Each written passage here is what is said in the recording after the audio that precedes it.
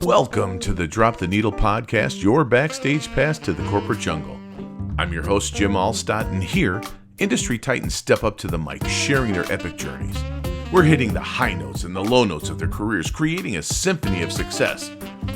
This isn't just another interview show, it's where truth bombs are dropped and secrets are revealed. So grab your conductor's baton because who knows, this just might help you compose the next huge hit of your career. Are you ready? Let's go. That's right. So there. Hi, everyone, and welcome to the Drop the Needle podcast. I'm your host, Jim Allstott, and I'm so happy you all decided to join us. We have as a guest with us today a person who blends spirituality and savings, a best-selling author, podcast host, blogger extraordinaire, and of course, a flaming ball of freaking energy. Okay, I'm kidding, but it's really, and this is all seriousness, it's really the most huggable energy a person could ever encounter. We have Miss Julie Marie Murphy. Welcome, Julie. Thank you, Jim. Thanks for having me. Well, thanks for being here. This is so cool. I know I left out some things like television celebrity, probably Oprah Winfrey's best friend, all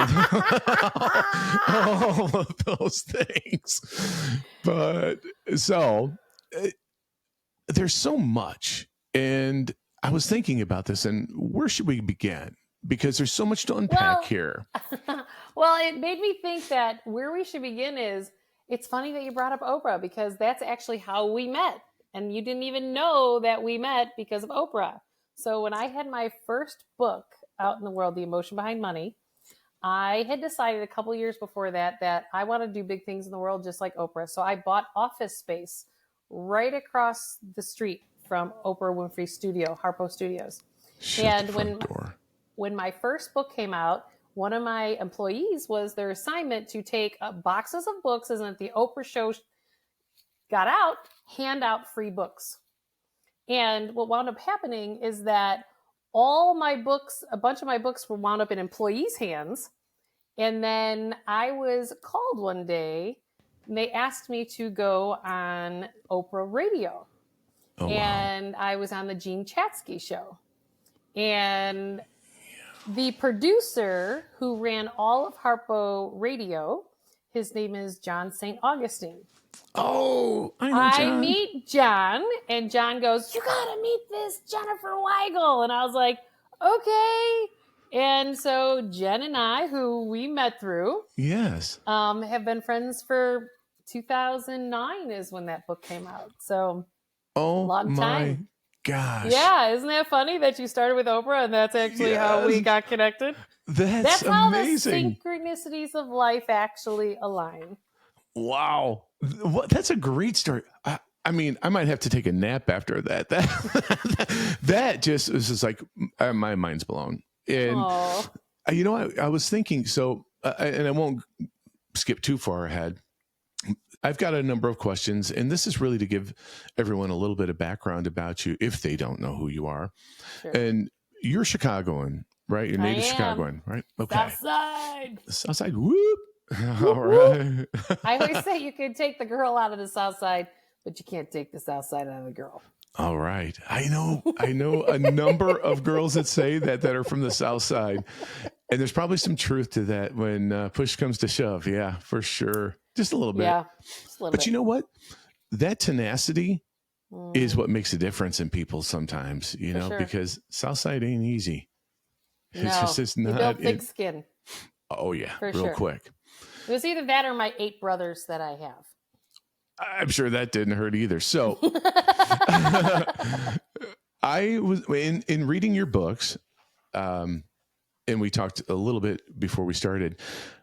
I read 12 kids in your household. I know, right? 12 kids. Oh my gosh. I know. It's amazing. And you made it out. It was a 3-bedroom house. 1.5 bathrooms. Oh my goodness. Oh yeah.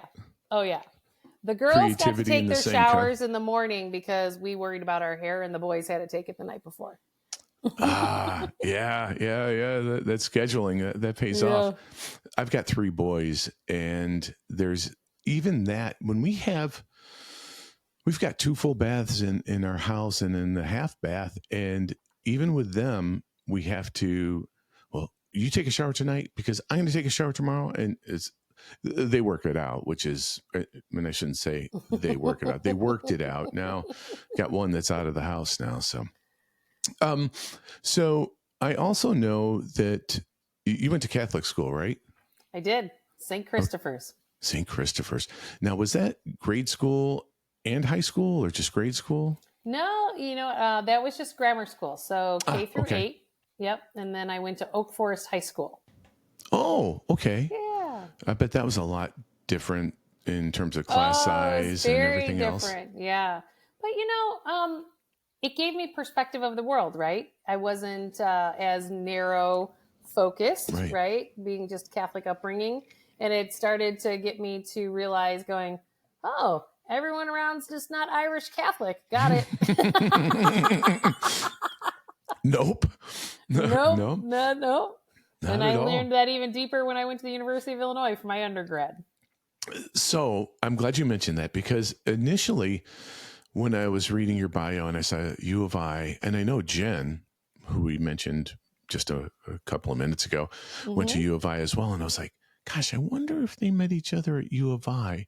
What would be the odds of that happening? It would be pretty high, I would imagine, as big as that is. But holy cow. Yeah. So you went to U of I. So you're no slouch academically. And I also understand you went to one of my favorite schools for your MBA. Yeah, Notre Dame. Notre Dame is near and dear to my heart. My grandfather actually had a full football scholarship. He was a quarterback in the 40s. Shut the front door. I have been born and bred fighting Irish.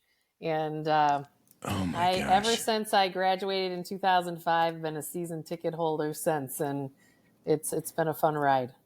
That's amazing. So they recently, in recent years, have started to open up season tickets for non-students, and that's interesting.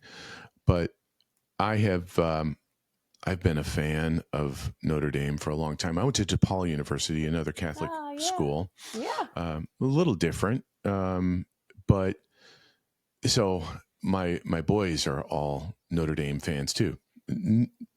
Well, I shouldn't say none of them have gone there. My oldest is just about done. He's doing student teaching this fall, and then he'll be done.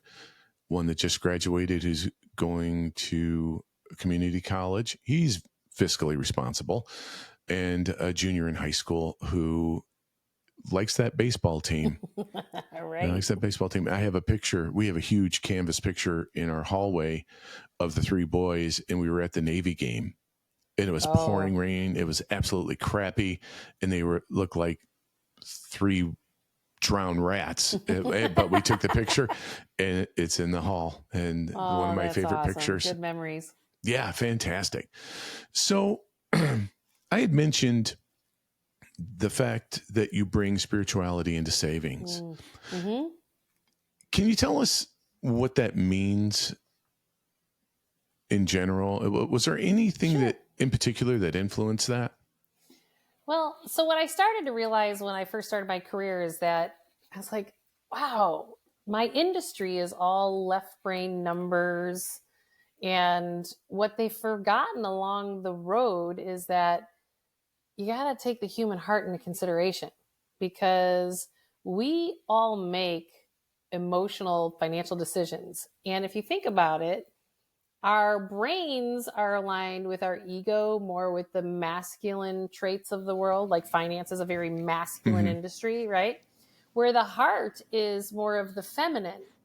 And it's the challenge is that when we're not following our heart and we're only following our mind, we wind up in positions like, I have a job that I'm not really passionate about, but it provides for my family and we have a really good lifestyle. But the problem is your soul is aligned with your heart. Your personality is aligned with your mind.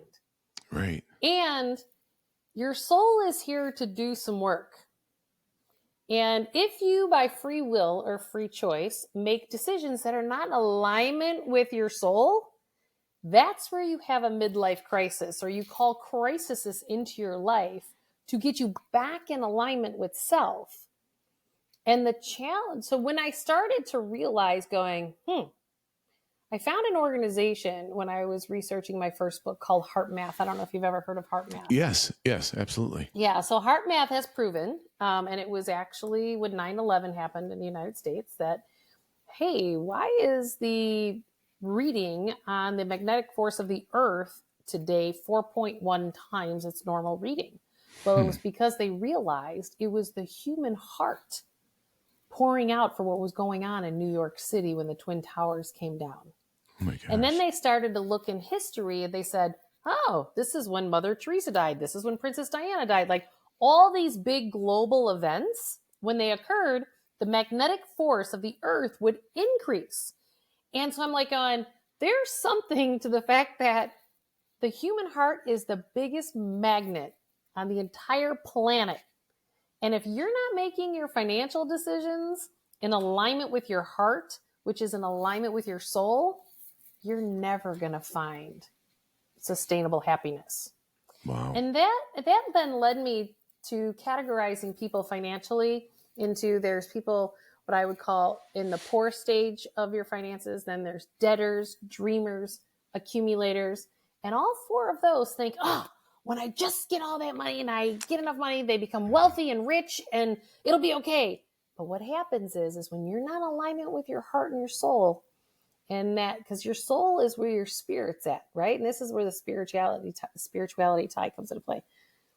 If you have those million or whatever it is that you've saved to be able to stop working one day, but you're not in alignment with self, you're going to get there and you're going to be what I call rich but empty. Because you're going to be like, I just accomplished it and I don't feel any different inside. It's because you built it on the wrong foundation. You built it like a house of stilts because you built it on things outside of who you are, not built on exactly who you are. Because we have to understand that money is just the result of aligning with your authentic self. But people today are too afraid to let their freak flag fly and be who they are. No problem here. I got my freak flag underwear on today. Yeah. So. I'm not going to show everybody, but you trust me, I'm wearing it. I appreciate that. I think everybody else does too. Oh my God. I'm sorry. It's perfect. Sorry. It's absolutely perfect. That's amazing. You know, there are people out there though. So let's talk about money for just a moment. Sure. When there are so many different views, philosophies, thoughts, whatever you want to call it, as it relates to money, and people, I have some people that I am friends with that say money is just a vehicle. Right. And then I have means to an end. Right. And then I have other people, somebody that you probably know, Ellen Rogan. Do you know sure. Ellen? Yeah. So Ellen Ellen and I've talked numerous times. Yep. Yeah. She's a neat lady too. I mean, I like her. And she talks about, there being a frequency and a voice and everything as it relates to money, and that you have a relationship with money. And then, so I'm curious to know where your philosophy kind of falls in to those. One is this and one is that. Where are you in there? In terms of it being a frequency, I want to make sure I understand your question. I'm sorry. I kind of derailed myself there. And it's really, so there are people that say, well, I hate dealing with money and I'm not good with money, and money's the root of all evil and all of this other garbage. Which money isn't the root of all evil. That's bullshit. It's only if that's the limiting belief system that you've projected onto it, and so it becomes it. Right. And what you do with it, right? I mean, if you're like, For sure. Okay, it becomes an evil. Stuff. Okay, So we have to watch the story we attach to money, right? So we grow up in these homes and we grow up in these communities, and that's when the entrainment of whatever your money story is gets hardwired into your subconscious mind. And then you play that out in your lifetime. And then you actually invite friends and maybe lovers, spouses into your life to reinforce those patterns, which is usually based on a trauma or a rejection before you're age 7. And this is where you're operating then for more the personality than the soul. Because, so is it a frequency? Like Ellen said, it's absolutely a frequency. But this is why, depending on what frequency you are at, depends on how much you are open to receiving money or how much you're closed, because you're operating more from a financial scarcity standpoint. So depending on your energetic vibration, so this is where people don't realize, I did a lot of work with Deepak Chopra back in the day when I first was coming out with my books. And he would say that a cancer cell develops because that cell has lost its sense of purpose. And it got me to thinking, going, wow, there's this integration between our health and our wealth, because we either work things out or we act it out, and we do it through our money, our health, and or our relationships. It's just how we process our emotions as human beings. And emotions are energy in motion, which is all frequency and vibration. Right. So if you have this negative emotion about your money, like you're frustrated, you're angry, you think there's a lack thereof, that's a lower frequency, a lower vibration. Like if you look at it on a sound wave, it's like smaller waves.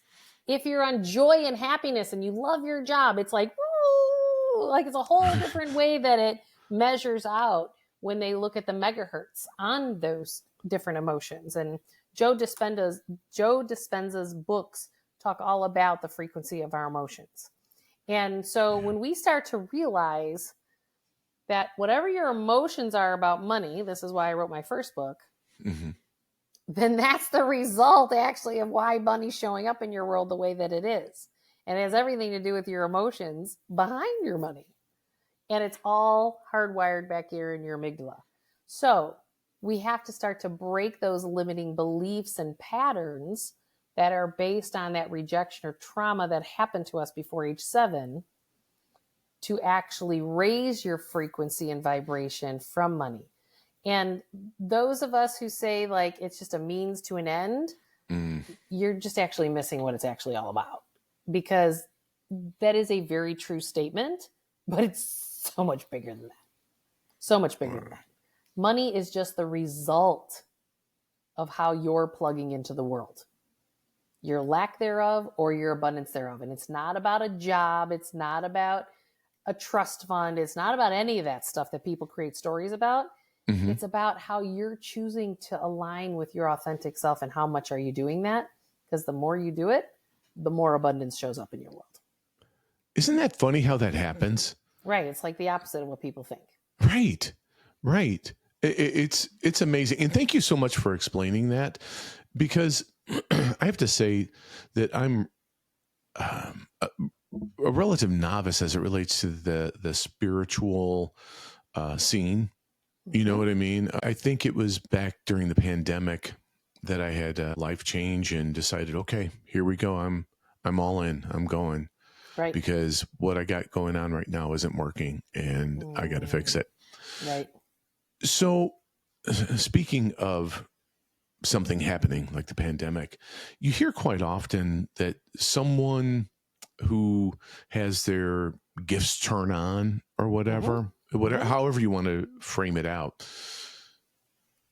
you hear it quite frequently that somebody's had like died and been resuscitated, or called it NDE, near death experience. I had one of those. I was just going to ask you. Damn it! You're too good. No. Spoiler alert. Go ahead. I was just going to ask you, was there something like that happened to you? Yeah, I mean, I was on my path, but it was when my, so 2008 was when my first book came out. My first child was born in 2009. So when I had baby number 4 in 14, so almost 6 years later, I was rushed off to the OR in the birthing process, and it was like I was Patrick Swayze in the movie Ghost. I was above my body looking at everything, and I could see everything, and there was this bright light on the other side, and then my doctor started yelling my name and trying to, and all of a sudden I went whoop, right back into my body. It was the craziest thing. Oh my God. And I could not plug into the world the same way that I did, which that experience instantly forces you to align more with your soul. And that's why I, 2 years later wound up divorced and shifted a lot of things in my company because there were just things that weren't in alignment with self. And there were people that were not going to continue the journey with me because I had changed my frequency in that experience. My frequency got more aligned with my soul. And so anything that wasn't in alignment with that fell away. So with that, you said, so it's almost, it has no other, you have no other choice when that occurs than to follow. Sure. Is that what you're saying? Yeah. Like I literally, so people would say that, so I was the mother of 12 children. I was the second oldest. So I was like the second mom, right? Yeah. So I knew how to mother very well. Well, I married somebody who was the baby of 4 kids. So he liked to be mothered, right? And then I became an actual mother of 4 kids. And then it was just like, oh, I couldn't do that dynamic any longer. So he didn't change. I changed. Gotcha. Right? Yeah. And for the longest time, I loved to be the provider and I loved to take care of the stuff and I loved to do all that stuff. And then I came back out and I was going, nope, can't do that anymore. Wow. And he's one of my biggest soul teachers around. Like I have aligned way more with myself because of that whole process with him. Like we call each other into our lives to help us align more with self and if we're really doing our soul work. And it doesn't necessarily always think that it means that you're sticking together or it's, it's just, are you evolving more into self every day? Because your journey of life is really about surrendering to self, becoming more of who you're meant to be. And that's an interesting statement in and of itself, where your journey in life is surrendering. Mm-hmm. I got to tell you something. When you described your near-death experience, all of a sudden my hands got really hot and started to sweat. And I was like, holy shit, what's going on? I mean, like, seriously. I don't know what about that made that happen, but it was interesting. So anyway, sorry. Well, we all channel, we have a very big energy. There's a reason Iron Man has the energy in his hands. Like, no, because we all have energy portals through our hands and it's usually pretty powerful. That's just amazing. Not a surprise to me. It's just a way that you channel energy through. I want to talk a little bit about something that you said in the 4 spiritual laws of money, if I can. And I don't want to put you on the spot because that was a little while ago for you. But in the book, you talk about, or you mention deciding to let go of a 10-second memory to lighten your load from the past. What does that refer to? Is it like an imprint? Are you talking about it being an imprint from the past? Well, so one of the things that we need to do, maybe a more realistic way to look at this is saying you have closets in your house. Yes? Mm-hmm. And those closets probably have a bunch of stuff in them. Yeah? Yeah. And sometimes they get overstuffed. And oftentimes when I'm getting people to like clean up their financial debts, it's like that's cleaning up their financial house. I also give them the assignment to go home and clean out their closets. Because your debts or your physical stuff in your closets, or to your point, what you read in the book, your emotional clutter, that's right. in your energy system, those are all things that you need to create space So you need to create space financially, mentally, emotionally, physically. Like you have to do all layers of your world and clear space for the new to come in, because otherwise you're lowering your vibration because you have a lot of energetic density because of all that jamming up of what I would say is your fourfold body. That's your physical, your mental, emotional, and spiritual self. So usually when I'm wanting people to clean out and clear space, I address all four parts of what I would call is the four-legged stool of the human being. And that's also for wealth, like I suppose true wealth, all four of those things have to be in alignment for it to really kind of right move.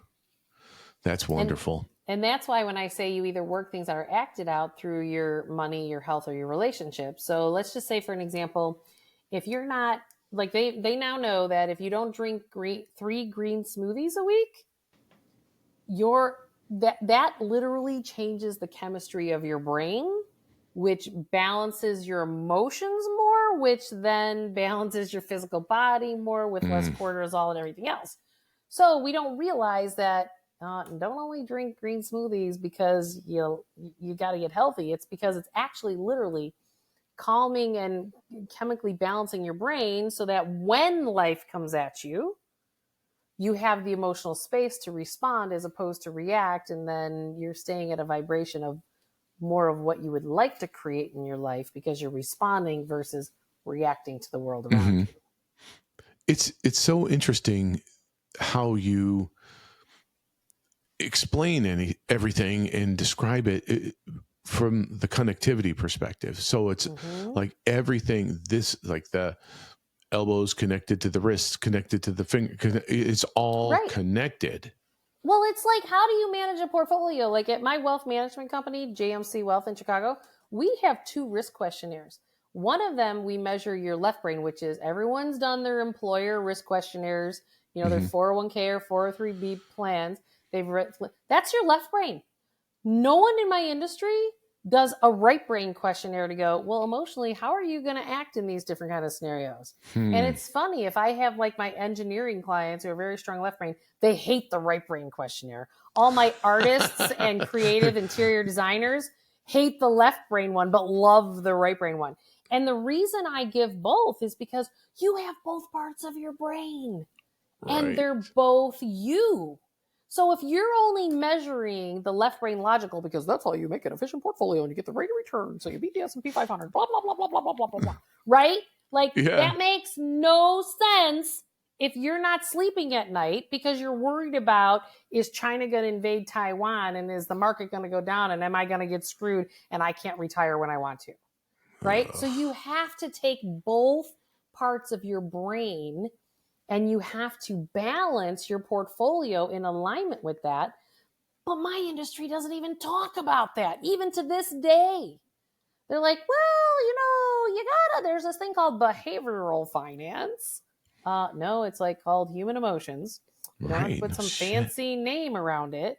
It's like you have to take humanity into account when you're managing money, because otherwise you're forgetting half of the person. Well, so as you started to rattle off all of the different things, all of a sudden I was like, oh my God, I'm definitely a right brain person. I'm like, oh, fuck, what is she? Oh no. So I'll go down a rabbit hole when it comes to like music or something like that all day long. With that, I break out in sweats when somebody starts to, because it always, so with those questionnaires, one, like I would love the right brain, but the left brain would seem like an inquisition to me. Right. It'd be like, oh my God, this is uncomfortable. I don't like it.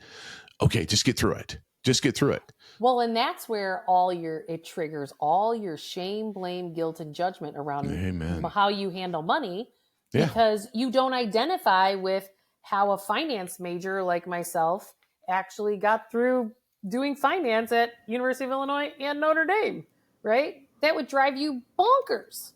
I couldn't do it. Right. because the entire industry is built off of how like my left brain works, but there's this whole other component, but it doesn't make you bad or wrong or not smart but this is what our financial container is these days. Like, if you can't get this, you're not good. It's like, that has nothing to do with it.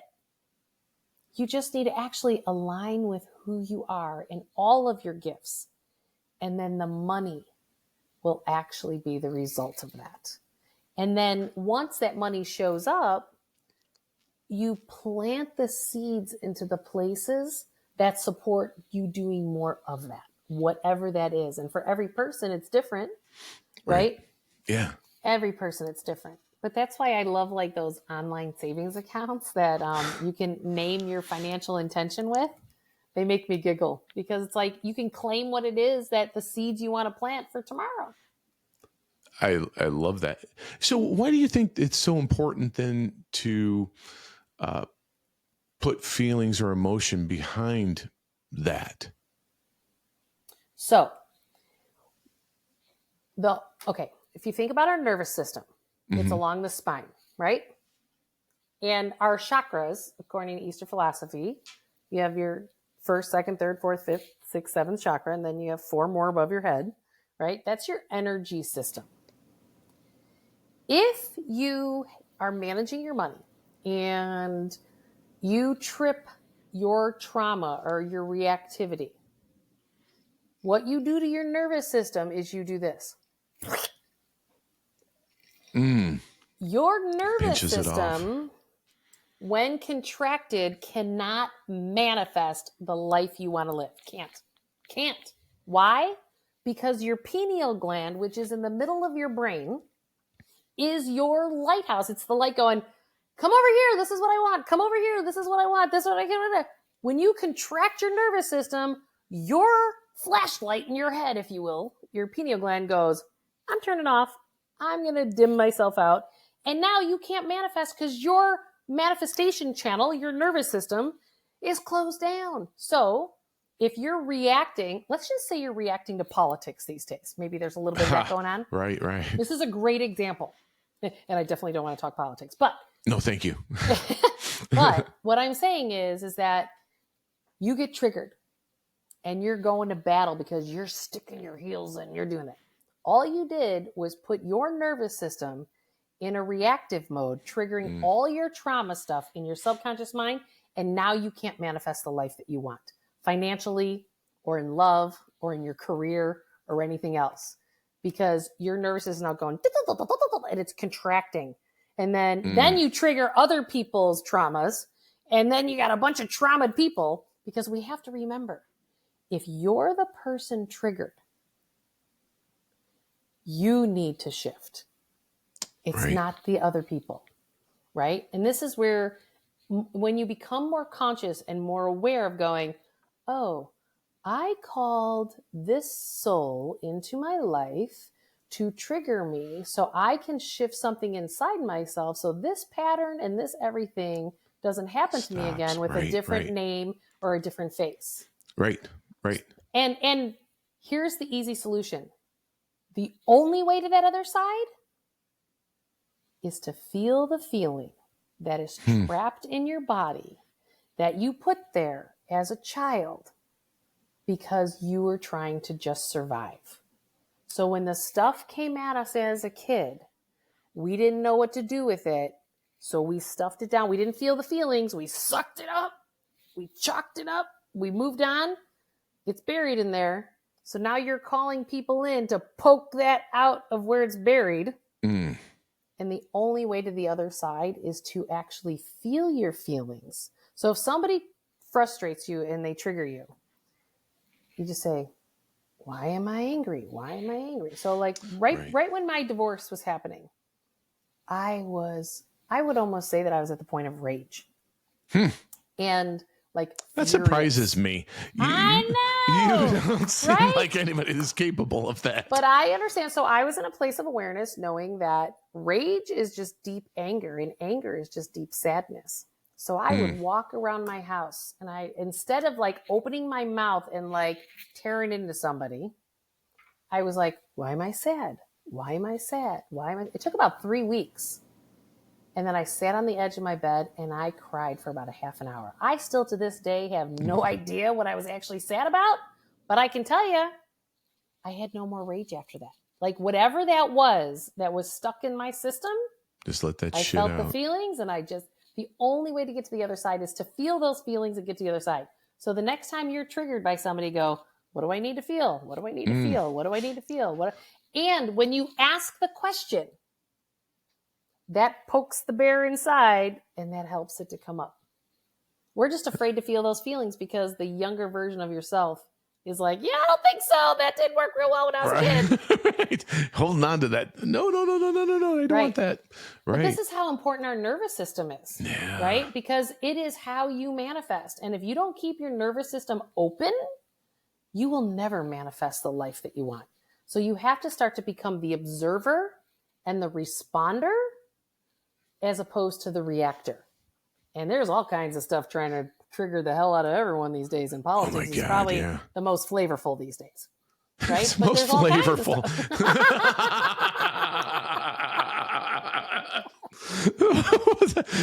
That's the most flavor. That's muy caliente. Si, senor. Oh my God. That's awesome. Oh geez. Of course it fell. Oh, good. It didn't.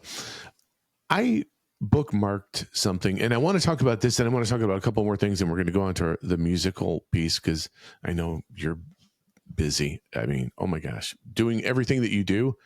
Oh, I'm so thankful that you have time for me in this. Aww. No, I'm not being sweet. I'm being serious. But if you think that's sweet, that's awesome. Yeah, of course, I'm trying to be sweet right now. So this book. This is when I bought them all. She didn't get to this one because after the dog ate this one, dog just ate it. I moved it. Oh, she did. She's special. That little rot. So in this, you talk about my inherited money pattern, and this really resonated with me from the standpoint that you talked about. In here, let's see, you were talking about with all the success by the time I entered high school, I still had no money. I'd spent it all or given it to family to keep the house afloat. Now I see that my spending habits were a product of fear that if I didn't buy what I wanted when I had the money right then and there, I wouldn't have the money later to buy it. This is because all I had known in my life thus far was lack, a life of perpetual struggle, being in survival mode. And one of the things that you closed with in that, I learned how to create an abundance of money, but I just couldn't abundantly hold on to it. That statement hit me like a cinder block in the forehead, because when you're hustling and you're hustling and you're hustling, you're always making money. Right. I shouldn't say you're always making money. That it makes it sound like it's easy. You're making money, right? Yeah, you're making money. But when you're in the flow of things, it's a hell of a lot easier than when you're in resistance to make money. Right? Yeah. So you're making money, you're spending money. You're making money, you're spending money. And it's just like, holy shit. So, I mean, from a musical context, Buffett, Jimmy Buffett, talked about that in A Pirate Looks at 40. He said in one of the lyrics, I've done a bit of smuggling.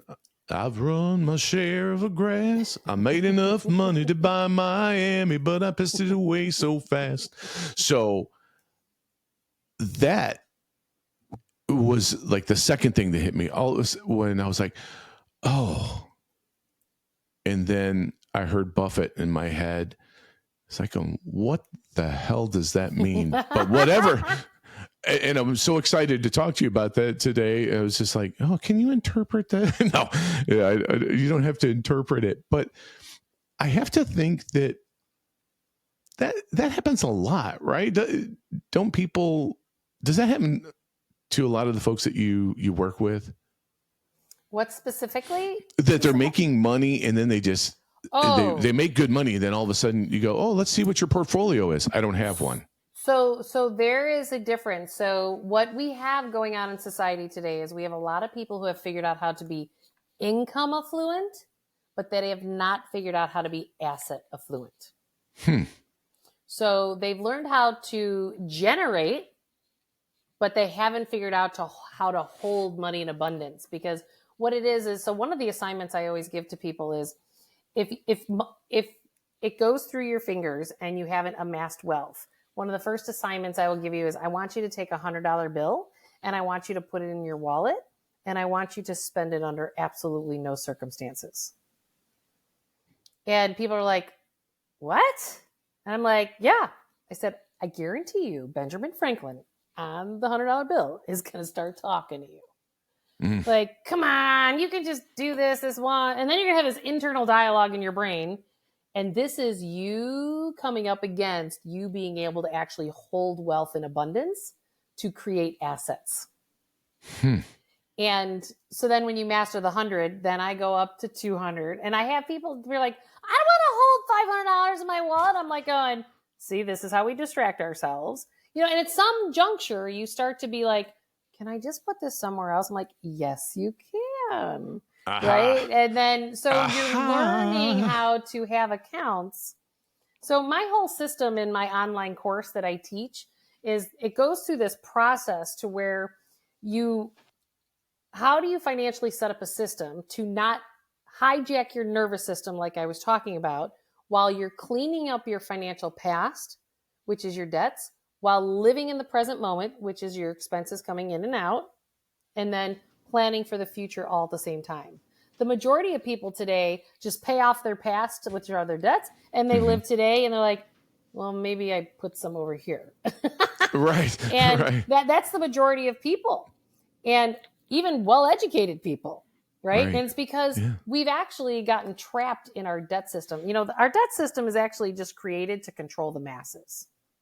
And you are not financially empowered unless you become your own bank and nobody controls you because you have to borrow money to do something you desire to do. Right. And so, like, for an example, one of the ways to start to get out of that system and start to move to more of a financial abundance or more financial empowerment is like, when you're done paying off your car note, I want you to pay that car note to yourself. Open up a savings account that's called New Car Fund, or if you want a convertible for your next car, okay, call it your convertible fund, right? And make that $400 payment that you used to make and have it just automatically go from your paycheck to a savings account and you never touch it. Right. And you name it that account so that you're less likely to touch it because it's something that's important to you and it's something that you want to create in your life. The emotion attached to that. Yeah, you have to actually find your compelling reason for change. Wow. And so many people are stuck in only being income affluent and they're chasing things outside of themselves to make them happy. And I would say that this is why you're spending, because you're spending because you're not happy. Because people who are happy don't have to spend. They don't need a drink. They don't act it out, right? They're not like doing something to make themselves try to feel better when really the only thing that's going to make you feel better is to get more in alignment with who you are. Wow. Again, with a cinder block in the forehead. Damn it. Oh my God. Yeah. I am so glad. I love you, Julie Murphy. You're the best. Yeah. I mean, seriously, this is so good because, again, I got to think that I'm not alone here with that, because no, it's the majority of people. God almighty. That is something.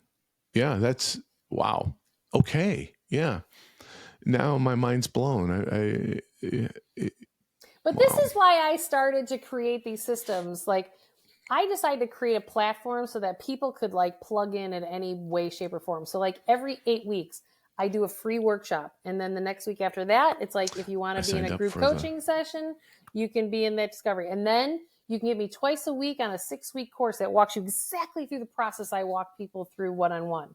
And then I also have one-on-one stuff through my wealth management firm, because this is about you shifting to a place of not only being income affluent, but also asset affluent. And I'm telling you, it does not matter what your income level is. It's about your habits of what you do with the money that you get. Right there.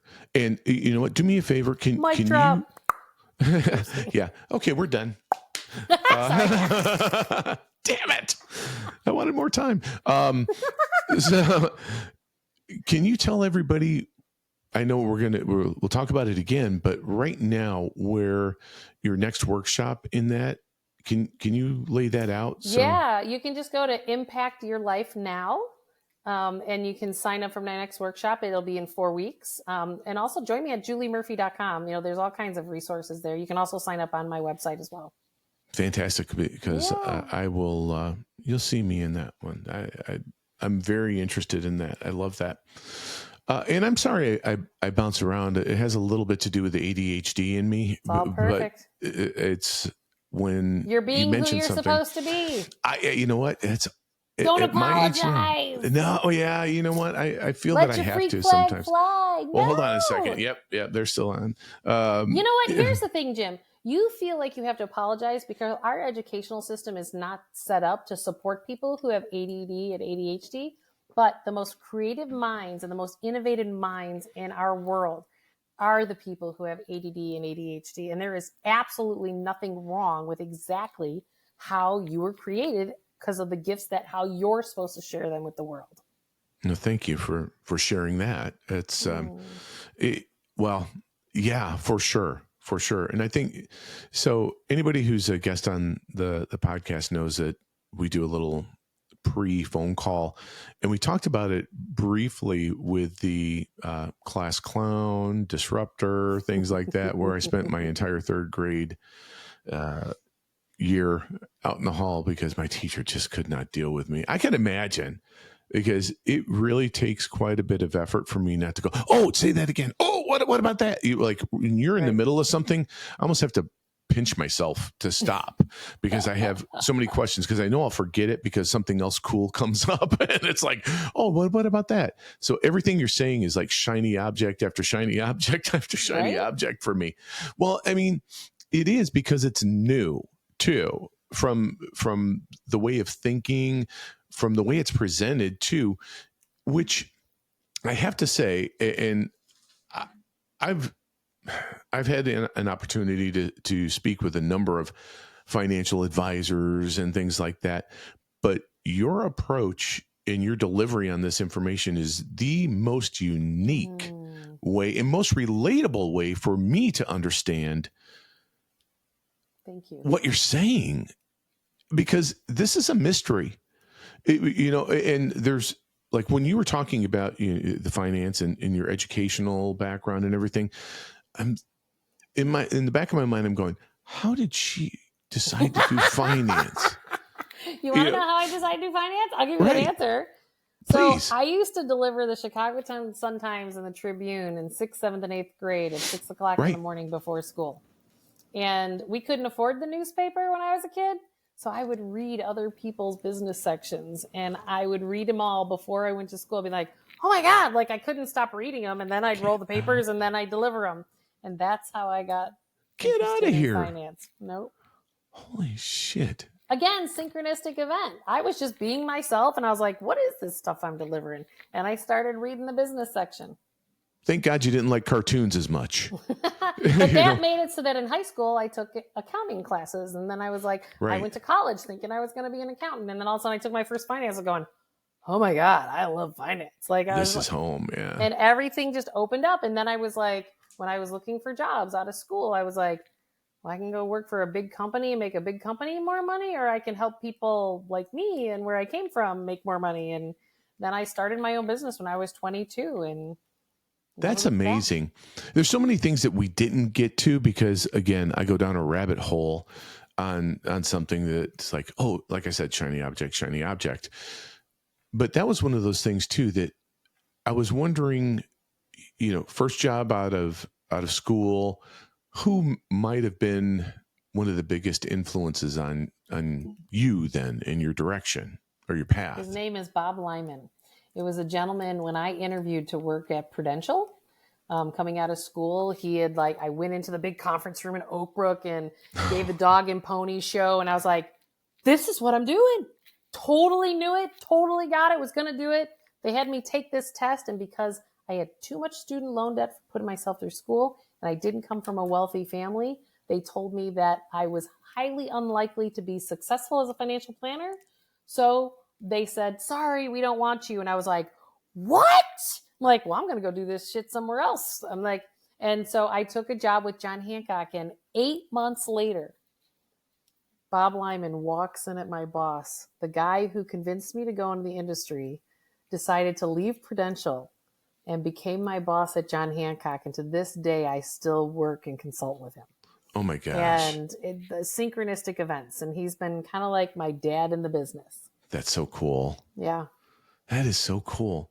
Everything happens for a reason. He told me so early on, he's like, these big financial firms are getting in trouble. I'd just start my own if I were you. I'm like, okay. No shit. I was young and dumb. I was like, okay. I didn't have kids. I wasn't married. I was like, all right. I did. He goes, and I get all these designations and take all these classes because you're still in education mode. I'm like, okay. So I took all the tests. Now I have alphabet soup after my name. I have so many letters after my name. And I noticed that, by the way. It's like ABC 1, 2, 3. Yeah. I love that. I was like going, oh my gosh, it doesn't stop. It Right? just keeps going. Exactly. I was like, that was because cool. I didn't have enough gray hair in my 20s being a financial planner. Oh my gosh. Oh my gosh.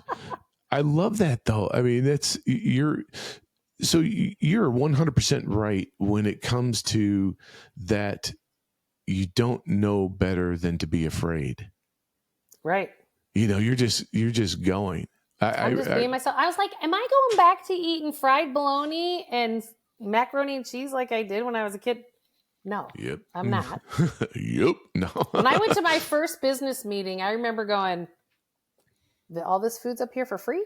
There was an investment firm. It was like bagels and croissants and all this, to most people in a business meeting, oh, and I was going, I didn't have this spread 1 of 12 kids, and this is all free. And I was like, I turned into my grandma. I was got a Ziploc? One for lunch. I was like, now, what are you going to do with those ketchup packets? That's right. I need sugar for my office. Yeah, that's my aunt taking all the Splenda. Some things don't Sweet change and Low. from where you grew up. No, there. That is definitely true. That is definitely true. Well, you know what? I'd like to start the musical questions, and before we do that, if you're okay with this, I would love to have you back on to ask some of the questions I really wanted to ask you too. I would love to do it again for sure. I love this. You are so awesome. Okay. So as anyone can tell you that's ever listened to the podcast before, this is a section when I ask the guests some musical questions, and this is pillar 4 of our show. And as I mentioned regularly, music is the tie that binds. And I believe that everyone has a soundtrack that accompanies their life if they just take a moment and think about it. So if you're ready, we're going to go. Let's do it. Okay. So what was the first song you fell in love with from the radio? Jive talking. All right. I love that. That's the first time that the Bee Gees have come up. Oh my gosh. I loved the Bee Gees growing up. Oh, that's so awesome. Yeah, I love that. Awesome. Right. Oh, you knocked it right out of the park, right out of the gate. Damn it. Okay. So the next question, did your family have a song that everyone would belt out on road trips or if you went on vacations when you were growing up? Yeah, so my mom was a huge lover of the Carpenters. And so it was close to you on the day that you were born. The angels got together and decided to create a dream come true. So they sprinkled moon dust in your hair. That was the song. Oh, yeah. Oh, I love that. Diddly, diddly, diddly. Yeah. Yep. Oh, my mom was too. She loved the Carpenters. Man. That and Captain and Tennille. Oh. That was back in the day. Muskrat Love. What the hell was that? Oh my gosh. So when you were in high school, let's say your senior year of high school, Yep. did you and your friends have a song that you guys would belt out when you were rolling around? Well, so yeah. One of them was These Are the Days by Natalie Merchant. These are the days. You've got a nice voice, by the way. Oh, yeah, I do. I love to sing. That's a great one. My mom passed away in March, and I'm sorry. Mom always had me in the choir, and her favorite song was Whitney Houston's Greatest Love of All, and so I sang it a cappella at her funeral. And God bless you for getting through it. I was just like, okay, I just need to not look at anybody until I do this, and then I'm good. Oh my gosh. I got to tell you, so I went to school for music. I went to DePaul University and studied opera. And a couple of years ago, I hurt my voice coaching. We were in bad weather, and it was windy and rainy, and I had to scream. I coach baseball, and I was screaming to the outfield, and all of a sudden I went, oh, that's not good.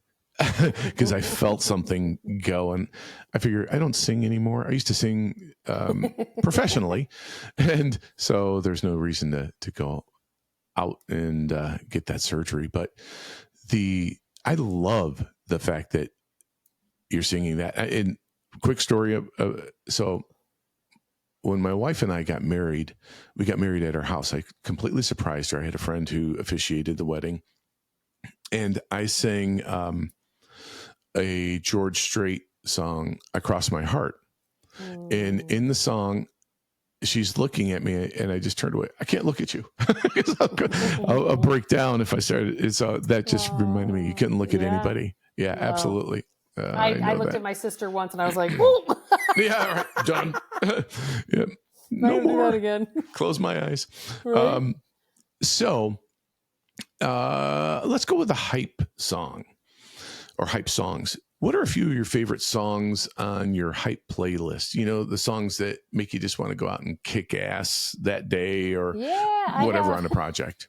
You know what's one of my favorite is me and Bobby McGee. Bobby McGee, yeah, and on and on and on and on and on and on and on. Oh, good old Janice. Hey. Oh, I love Janis Joplin. Talk about a free spirit. Another one I cruise around with is Tracy Chapman, Fast Car. That's another. Yeah. I got a fast car. I got a ticket to get us out of here. Yeah, those are the ones I'm rolling the window down and jamming. Oh, yeah. And just rolling on by. Sure. Yep. So that's, Luke Combs redid that song. He did Fast Cars recently. I did hear that. My kid goes, I gotta listen to this song. I was like, how do you know this song? Great. Well, so that's why I brought it up, is because he actually reinvigorated the downloads and the appreciation of what she was doing then. That's a good one. Do you have another one? You're awesome with these songs. I wrote down, I love It's a Wonderful World by Louis Armstrong. Oh my God. It's a wonderful world. I can pretty much do Satchmo when I sing. One of my grandmas really used to listen to that all the time, yeah. That's and then, of course, one of those chick songs, Hold on for one more day. I know that there's pain, but you hold on for one more day and you break free from the chains. A little Wilson Phillips in there. Oh, yeah.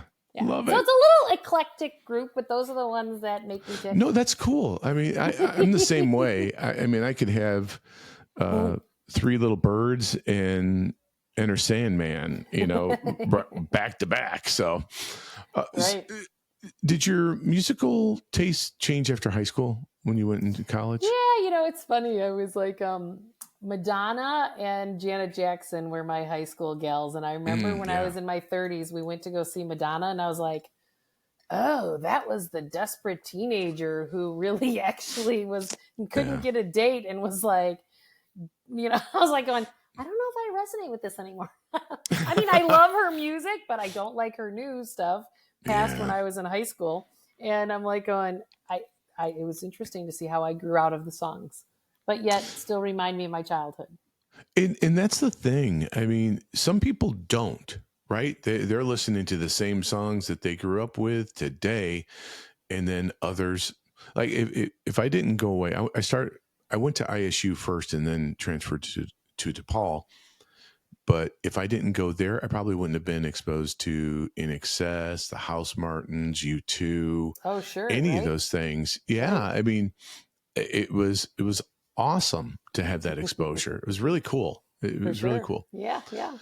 So do you have a song that's kind of like your guilty pleasure song on your playlist? Guilty pleasure. For me, my kids will be like, Mom, just stop, because I love dance music. Oh, really? Okay. I love dance music. And then all of a sudden I'll start dancing. They're going, you're my mom. And I'm like, they just are like, they're like, what are you doing? Awesome. I'm going, oh, that was when I was at McGee's Pup on 111th Street in Mount Greenwood. And I was having some fun, and that breaking dance it down music was all on. I never got off the dance floor. Step back. I'm going to do the worm. No, okay. I didn't go to the worm. Okay. But we're grinding it. Do the shovel. Yeah, that was mine back in the day. I was pretty talented that way. Yeah. So, are there any songs that you can think of that you believe could impact the way people think about the world or feel about the world if they listen to the songs? Yeah, I was thinking about that, and the one that popped in my mind, I was like, why is it this song? And I was like, I'll be there. Jackson 5. Oh, I was just going to ask you if it was the Jacksons or not. I'll be there. Right? And I just started singing that, and I was like going, yeah, because how many people feel like they're just alone and they're not worthy and they don't feel like they're enough? And if you know that somebody's always going to be there and you can trust that the universe shows up for you somehow, some way through people, that'll change your world in a heartbeat. Absolutely. Just call my name and I'll be there. Sing it, Tito. That's right. Don't you know? Oh, yes. Yes. Yes. Oh, what? That was awesome. Oh, my God. You just pulled that one out. That was so cool. Okay. Damn. Who knew I could only do finance? Yeah, who says? Right? Who says? Karaoke dream come true. Are there any other songs that you can think of? That was actually the one that popped in my head. That's a good one. I couldn't get out of it going, I don't know if there's something that makes a bigger impact than that, always know. No. See, the problem is that in life, we go to fear because we feel like we're not going to be supported, but we're always supported. We're everything, it is not logical that my mother had 12 children in 16 years. There's no logic behind that. But everything always showed up. She was always supported. Like Christmases. She couldn't afford to give us Christmas gifts. And she would just say her prayers. And I'd be like, yeah, Mom's saying her prayers again. Somebody would stick a $5,000 cashier check inside of our mailbox. That happened twice in our childhood. Oh, my gosh. Another Christmas, there was a family of 14 who was now in their 40s, decided to go back to the church they grew up in, which was St. Christopher's, and said, do you have any really big families like ours? We'd like to sponsor them and buy them all their Christmas presents this year. This stuff just works out. You have no idea how the universe is going to show up and support you. But if you always know that someone's going to be there and you just trust and you have faith in that and you keep that nervous system open like I talked about, anything can come your way. Anything. I love that. I absolutely freaking love that. Yeah. Okay, so this is the last song that I have, or last question that I have for you.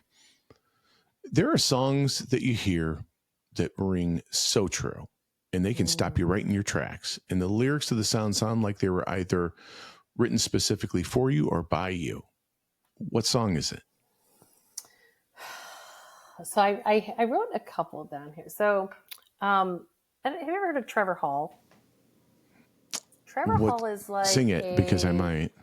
He's got a couple of songs. He's got he's thinking of a Dave Matthews, but in the conscious holistic realm, right? So his words have very deep meanings, and he has one that says you can't rush your healing, and those are the words. And then there's another one is, my love is just a reminder to find your center. It's like, oh, so somebody's love is just a reminder for you to find your center. And then he has another song that actually really rang home as I was going through my divorce process. And it wasn't a clean one. And he has a song that's called Fire on Your House. There's fire on your house. I'm just going to step back and watch it burn. And it was like the words to that song literally were my life. Watching, oh my gosh. like, I loved you, I took care of you, and I've spent over $1 million in legal fees defending myself. Oh my God. Oh my God. And so I just stepped back and then just watched it all burn down. Like the words to that song. And you know what? Everything is great now. It's like everything we've got 2 blended families who are now like everyone's happier and healthier, and it's all in a great place. But that song stopped me in my tracks when I heard that song. Oh my gosh. So much so to the point that somebody had gotten the words on a poster for me and had Trevor Hall sign it and framed it. And shut the front door. That's awesome. That is so cool. I thought about 2 songs when you were talking about that. And one was step back and watch the house burn down was with Phil Collins. If you were drowning, I would not lend a hand. I've seen your face before me. Like, I don't care anymore. I don't care anymore. I don't care anymore. Right. Yeah. No more. No more. Yes. No. I've seen him a couple of times in concert. No more. Yeah, that's right. And then Jesus Take the Wheel. You just let go. Yeah. And hey, whatever's going to happen is going to happen. I'm putting forth this intention. My heart's in the right spot. I'm just going to let go of it. Right. And I thought about those 2, and that's interesting. Thank you so much for sharing that today. You're welcome. You are awesome. I really do appreciate you. Can I share one more that I wrote on my list that's just because? Yes, please. This is like it's my happy song, and it's don't worry, be happy now. Ooh, Bobby McFerrin.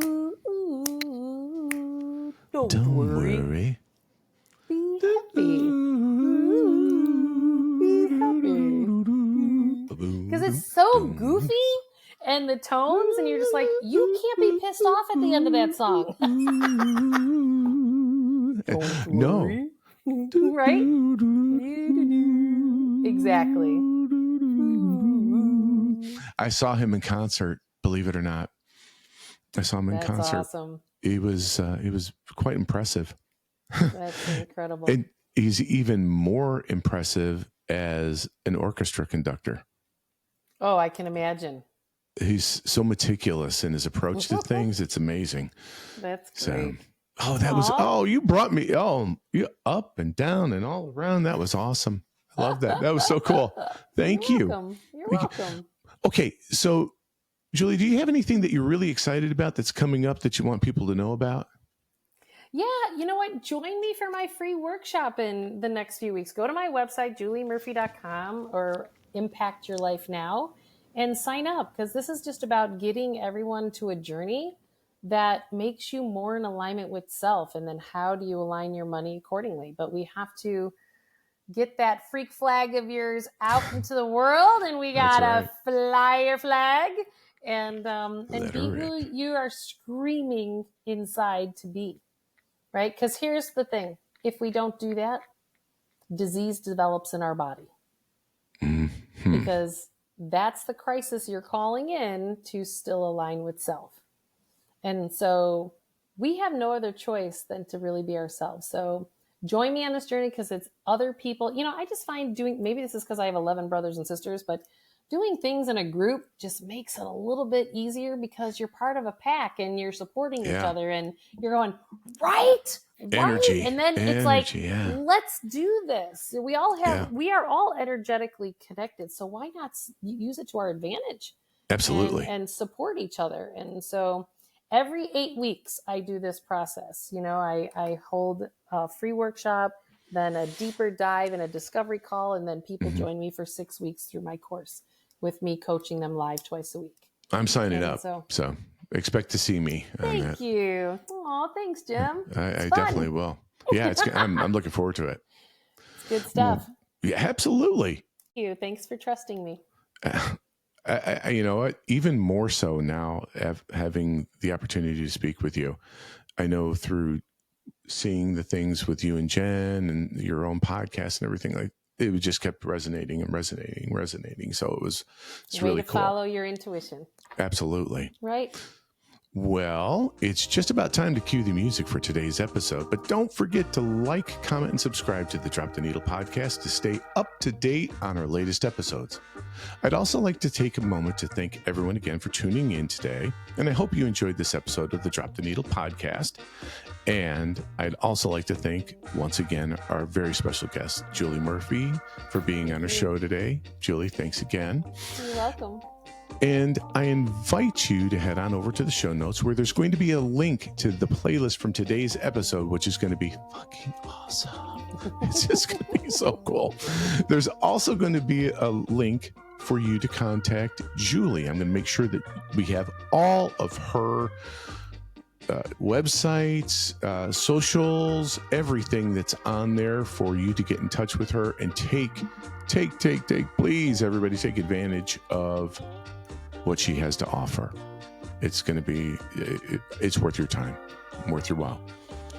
All right, my Drop the Needle posse, like Billy Joel says, from the highs to the lows to the end of the show, this is the end of our show.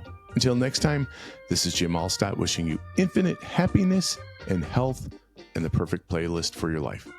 Thank you again for being the best part of us. Catch you next time.